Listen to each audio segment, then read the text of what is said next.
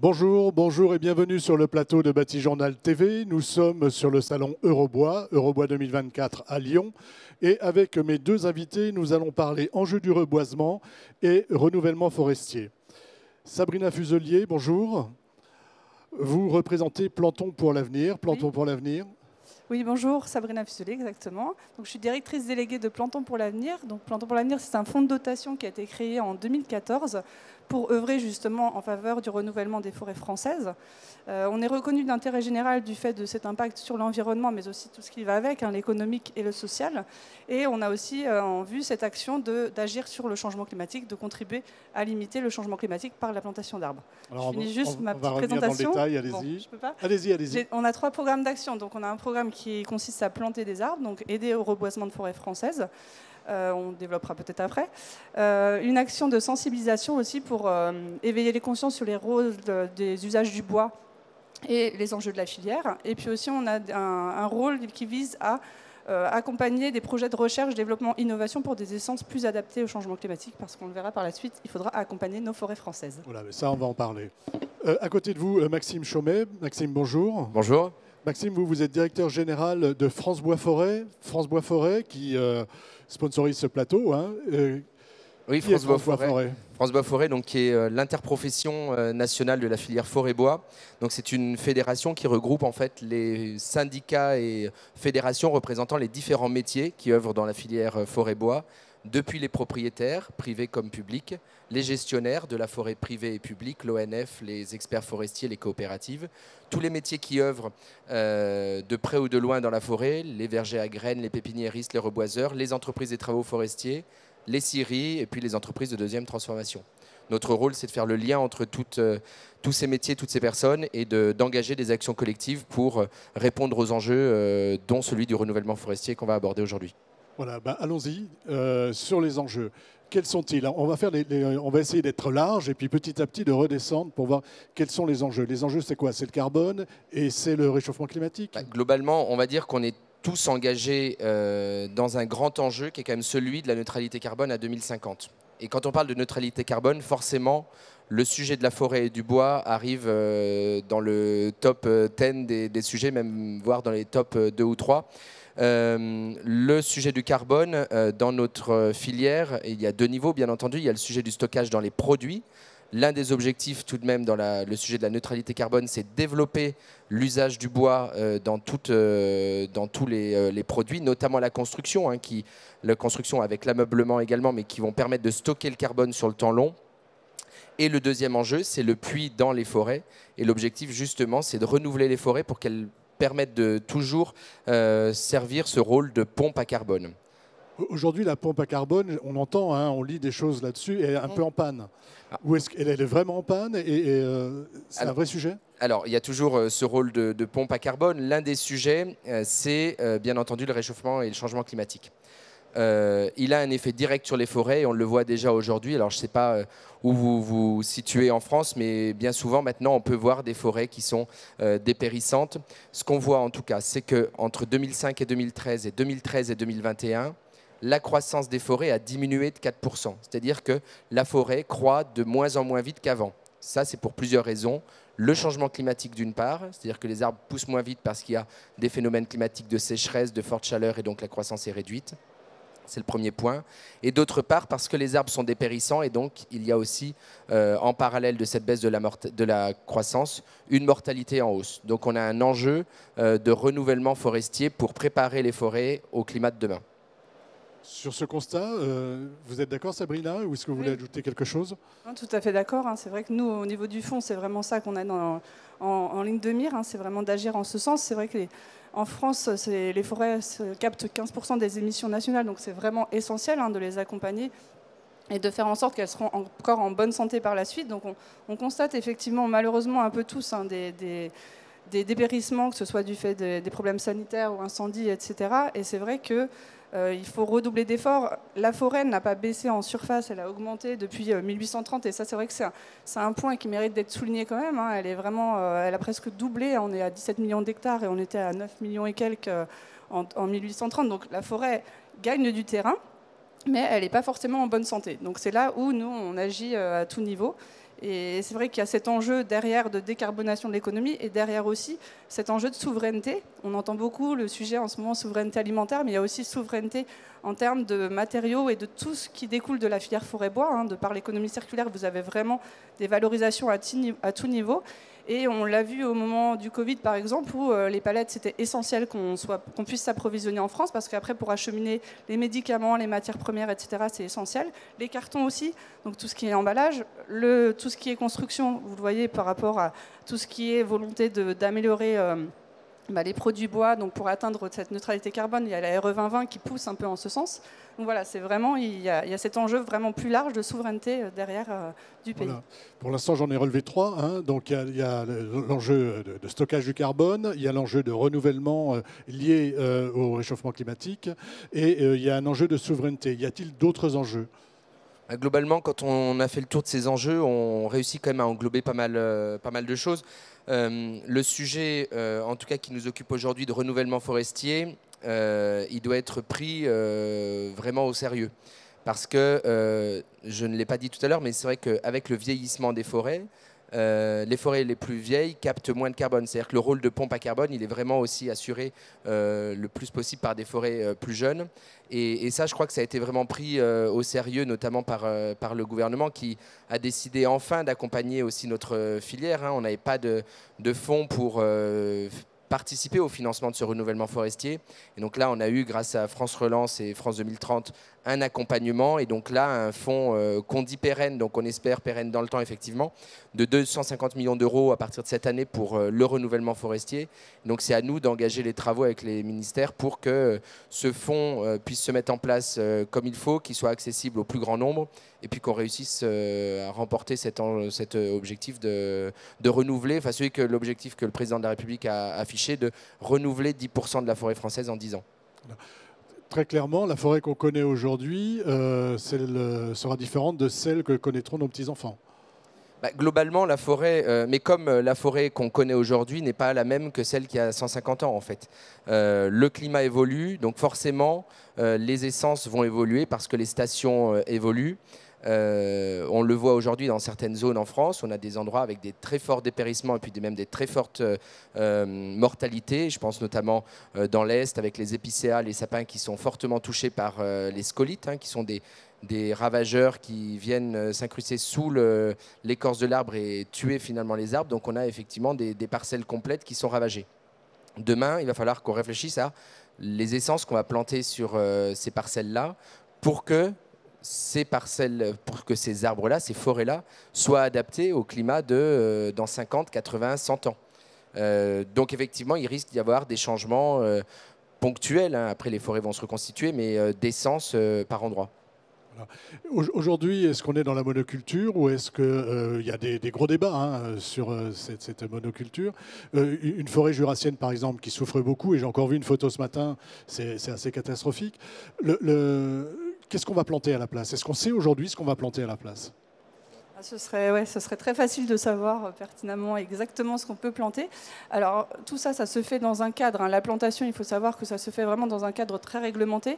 Déjà, expliquez-nous. Oui, alors on a vraiment besoin, je pense, alors là on a un public un peu de spécialistes, mais on a quand même besoin de savoir, de réexpliquer les choses.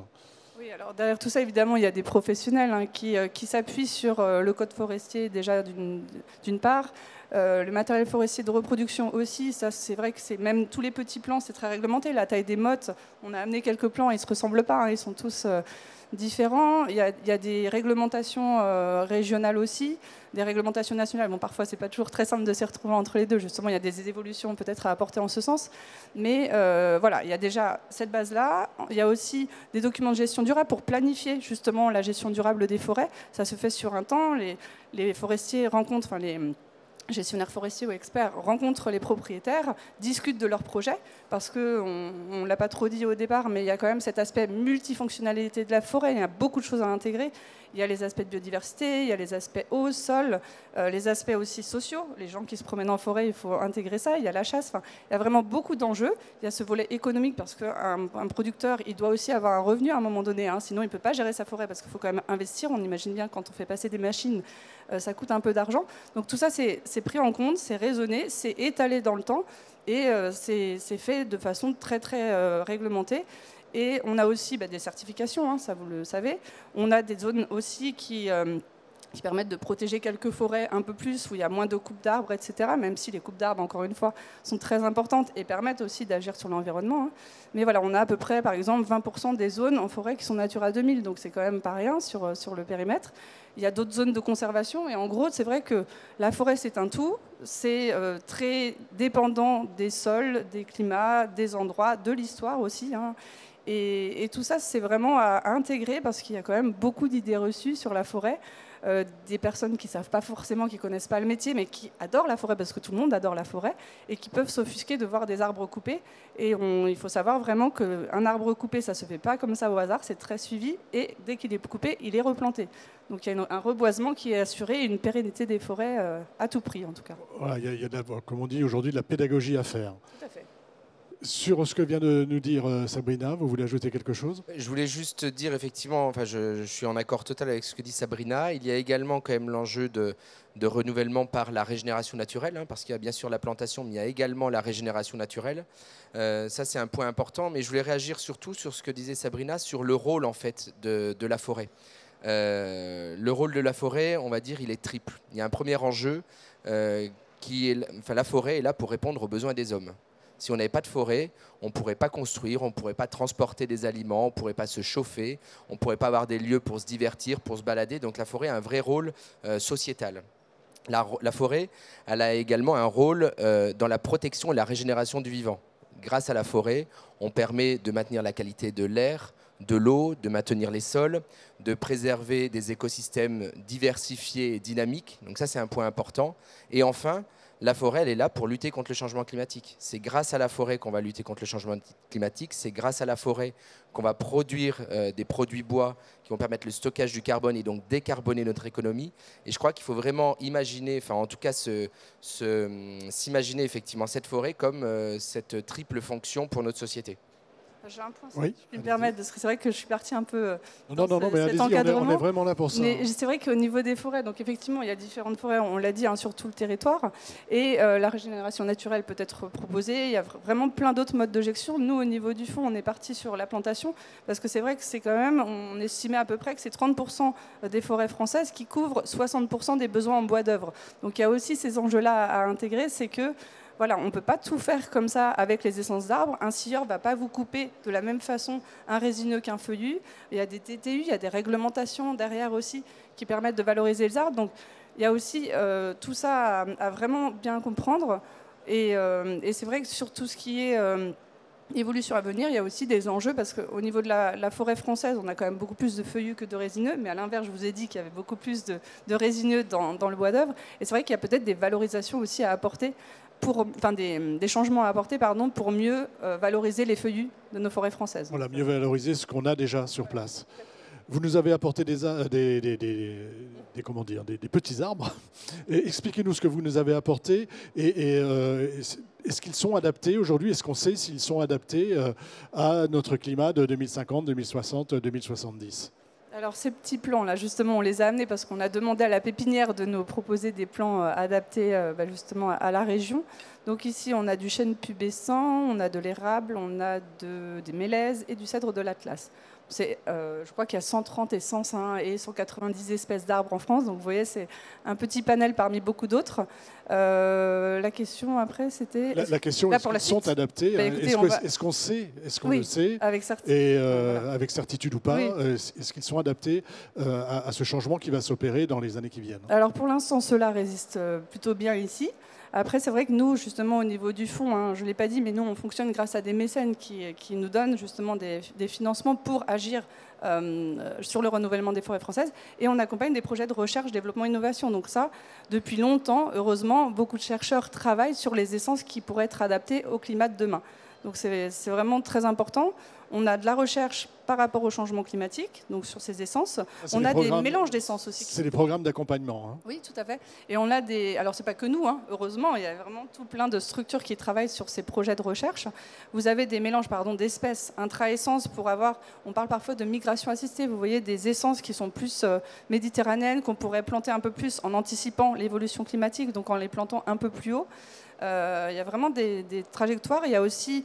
Ça fait partie des programmes qu'on accompagne, des arboretums qui sont en place un peu partout en France, qui testent justement l'évolution des essences, leurs réactions.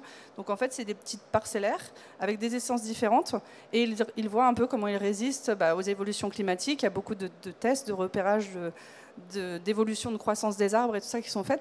Donc tout ça, ça doit guider et ce partage de connaissances, nous on y tient vraiment, de partager au maximum, de mutualiser et pas de s'enfermer dans des débats, mais au contraire élargir le panel de connaissances pour décider des meilleures essences parce que quand on plante maintenant, il faut quand même que ça résiste encore dans 40, 50 ou même 120 ans ou voire plus. Donc c'est quand même un chemin qui se dessine maintenant. Sur cette question, hein. Il y a le sujet de ces plans, et donc est-ce qu'ils vont être adaptés, mais surtout aussi est-ce qu'ils vont être disponibles. La disponibilité des plans, c'est un vrai sujet, comme la disponibilité en main-d'œuvre. Aujourd'hui, on voit qu'on a eu, dans certains cas, des problèmes de disponibilité de plans, des problèmes de disponibilité de main-d'œuvre, parce qu'on a des chantiers, justement, du fait des dépérissements. En fait, on a de la main-d'œuvre qui est impliquée dans certains endroits et donc pas disponible ailleurs pour le renouvellement forestier. Et ça, c'est un point qui est vraiment important. On l'a soulevé à de multiples reprises au niveau du ministère de l'Agriculture, avec qui on travaille sur ce plan de financement du renouvellement forestier, parce que la disponibilité des plans, c'est pas en un claquement de doigts, en fait. On a des vergers à graines et on a justement quelque chose sur le temps long qu'il faut préparer. Et c'est pas parce qu'on décide de demain planter telle ou telle essence dans telle parcelle qu'on aura la disponibilité, puisque en amont, il va bien sûr falloir qu'on ait ces plans disponibles. On a entendu Emmanuel Macron nous parler d'1 milliard d'arbres à planter, c'est ça? C'est l'objectif qu'il a fixé. En tout cas, il l'a fixé l'année dernière. Son objectif, voilà, c'est de 10% en 10 ans. Il a fixé également un objectif. Il a fixé beaucoup d'objectifs sur la filière forêt-bois. L'objectif d'accueillir sur les chantiers justement de renouvellement forestier des classes de collégiens pour que les collégiens prennent part justement à ce chantier d'envergure nationale et pour expliquer justement à tous ces jeunes, tous ces collégiens les enjeux de demain.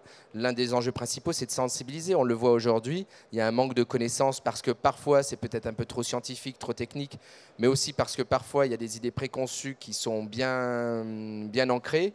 Et donc l'objectif pour nous, en tout cas c'est l'objectif de la filière, c'est de communiquer sans être dans les démagogies, dans le sensationnalisme. L'objectif, c'est d'être factuel sur les besoins pour répondre à cet enjeu de neutralité carbone demain et d'avoir une forêt qui soit adaptée au changement climatique. Je reviens sur la disponibilité des plans. Aujourd'hui, compte tenu de nos ambitions, on n'a pas suffisamment de plans, ou on en a suffisamment? Alors, je pense que ça va dépendre en fait des essences. Peut-être que Sabrina le saura davantage que moi, mais j'ai cru comprendre, en tout cas des informations que j'ai, sur certaines essences et par période, on n'a pas forcément les disponibilités.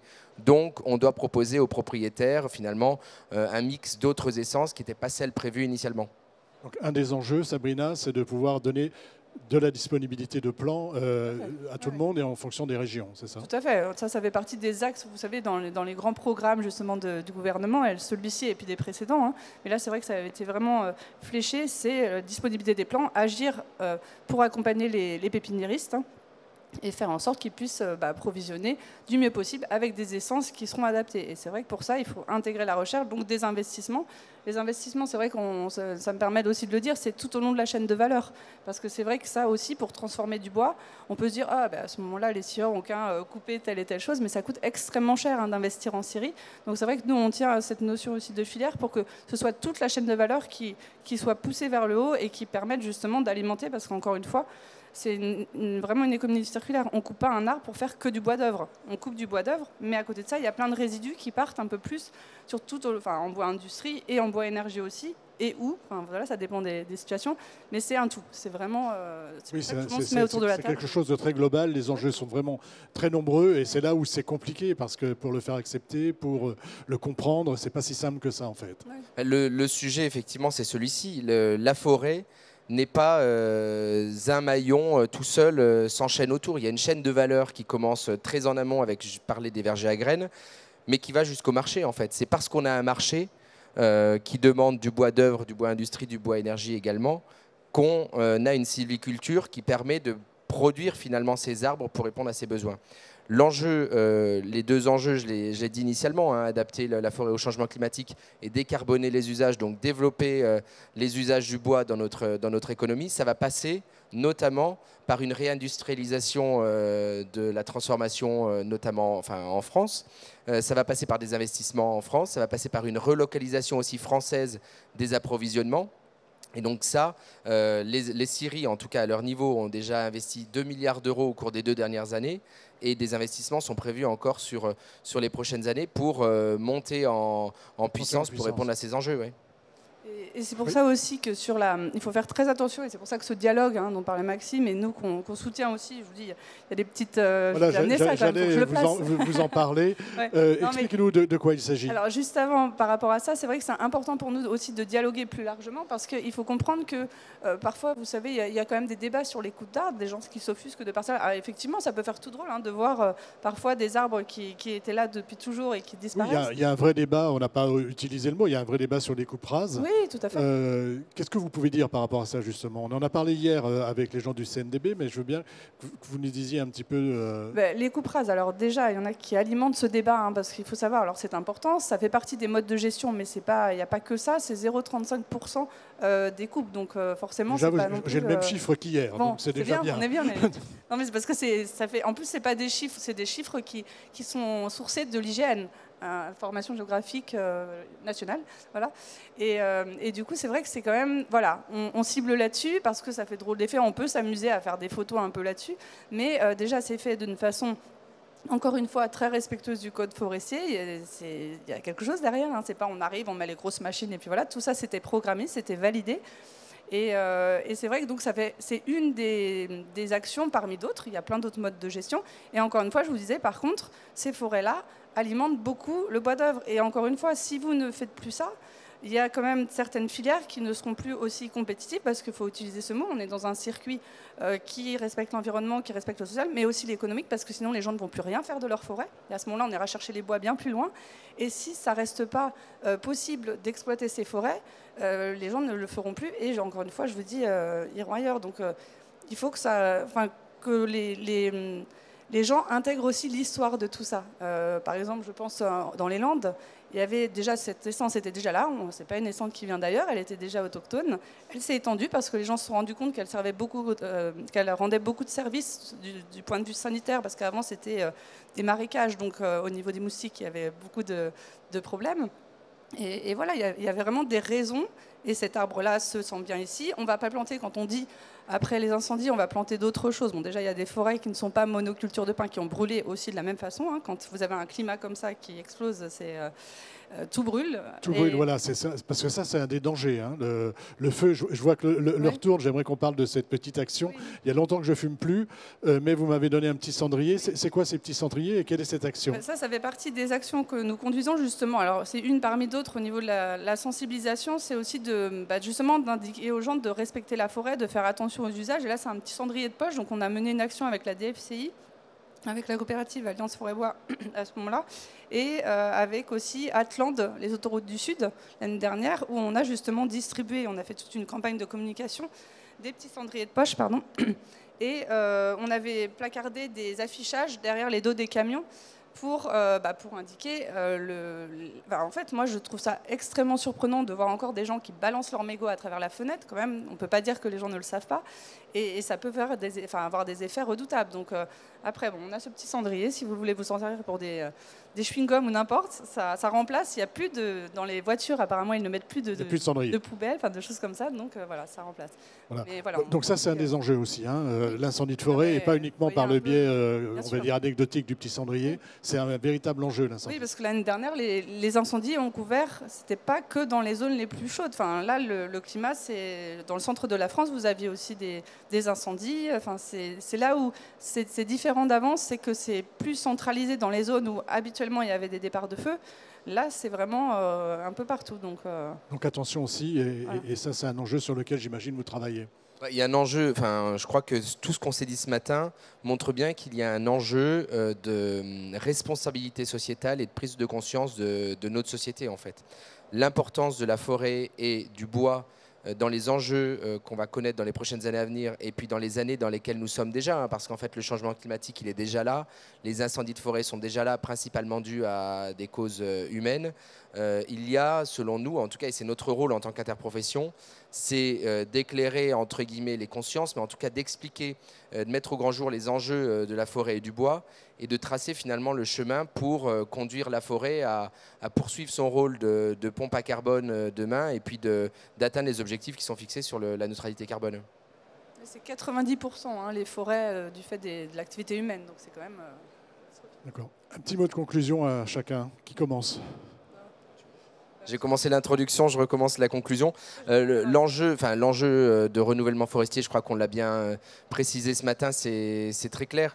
Je crois, et c'est ce que je disais juste avant, qu'il y a un enjeu aussi de prise de conscience collective sur notre rôle en tant que citoyen dans cette décarbonation. La décarbonation, on le voit, il y a tous les petits gestes du quotidien, il y a le sujet énergétique, mais il y a aussi tous les sujets de lorsqu'on fait un achat, est-ce qu'on ne pourrait pas le faire avec un produit en bois plutôt qu'un autre produit, parce que quand on achète en bois, on décarbone quand même nos usages. Ça, c'est un point vraiment important pour demain. Et puis, un enjeu qu'on a abordé quand même, c'est l'enjeu de la conscience collective sur l'adaptation de la forêt au changement climatique et justement comment on réussit à atteindre, à répondre à ces enjeux avec le renouvellement forestier et forcément le développement des usages du bois et donc la récolte du bois qui, il faut le rappeler, est encadrée. On a une gestion durable en France. On n'est pas en train de piocher dans un stock minier ou pétrolier. On a une gestion durable, c'est-à-dire que la forêt croît encore en volume et en surface, donc il faut bien avoir conscience de tout ça. Voilà. Et quand on coupe un arbre, on en replante 1, 2, 3 ? Ça dépend justement des J'étais en Suède il n'y a pas endroits. longtemps, on me disait on coupe un arbre, on en plante 3. Oui, ça dépend, je vous dis, des essences. Il y en a qui ont besoin d'être beaucoup plus proches, avec des éclaircies beaucoup plus nombreux. C'est vraiment très variable, ça aussi. Quand on est en renouvellement, par régénération naturelle aussi, on n'a pas forcément le même ratio. Hein. Oui, c'est pas tout à fait la même chose en Suède, hein, parce que là, on y va fort.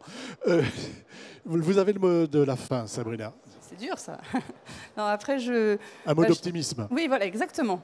C'est très bien. C'est vrai qu'il faut rappeler quand même qu'on a la chance en France d'avoir une forêt qui est c'est la 3e ou 4e forêt européenne selon ce qu'on parle, si on parle de surface ou de volume. Elle est très riche, elle est très variée. On coupe, hein, c'est vrai qu'il y a ça aussi, on coupe que 60% de l'accroissement naturel annuel, donc tous les ans, on le disait, la forêt augmente en surface, et c'est vrai qu'on peut se dire, on a encore de quoi faire. On a aussi encore de quoi faire pour sensibiliser même les propriétaires forestiers à davantage gérer leur forêt, parce qu'on a à peu près 2 millions de propriétaires qui ont des forêts de moins d'1 hectare. Il y en a certains qui ne savent même pas qu'ils sont propriétaires forestiers. Donc ça, c'est aussi un grand enjeu, hein, d'aller aussi un peu plus, alors je ne dis pas forcément le moins de 1 hectare, mais déjà, si on s'attaque aux 3-4 hectares qui ne sont encore pas gérés et au-delà, il y a vraiment beaucoup de valorisation possible, justement pour permettre à cette forêt d'être encore plus performante à tout niveau et faire confiance justement aux acteurs de la filière, tous des passionnés, hein, il faut aussi le dire, c'est qu'il y a aussi un gros enjeu d'attractivité des métiers pour faire venir des gens. On des peut métiers dire de le passion, bois. hein, on oui, disait voilà, ça tout à l'heure sur ce plateau. Tout à fait. Et puis pour les jeunes, il y a vraiment, on a pu le voir tout à l'heure, il y a aussi, je fais la transition, mais les Eurobois Awards, où il y a aussi des structures qui essayent de proposer aussi des équipements un peu plus faciles d'utilisation, des choses de formation pour les jeunes. Enfin, toute la filière innove aussi, et ça c'est extrêmement motivant et on a vraiment encore de quoi faire. C'est pour ça que, voilà, ça paraît compliqué, comme toute filière en fait, mais par contre ça va vraiment, on a vraiment possibilité d'agir encore et positivement. Agir et d'avancer. Exactement. Merci d'être venu sur le plateau de Batijournal TV pour nous parler des enjeux du reboisement et du renouvellement forestier. C'est une émission, un temps d'échange comme tous ceux que nous enregistrons ici, à retrouver sur notre site internet Batijournal TV, sur les sites de nos partenaires que sont le Salon Eurobois, France Bois Forêt et les magazines Wood Surfer et l'Atelier Bois. Merci à vous. Merci. Merci beaucoup. Les applaudir. Merci.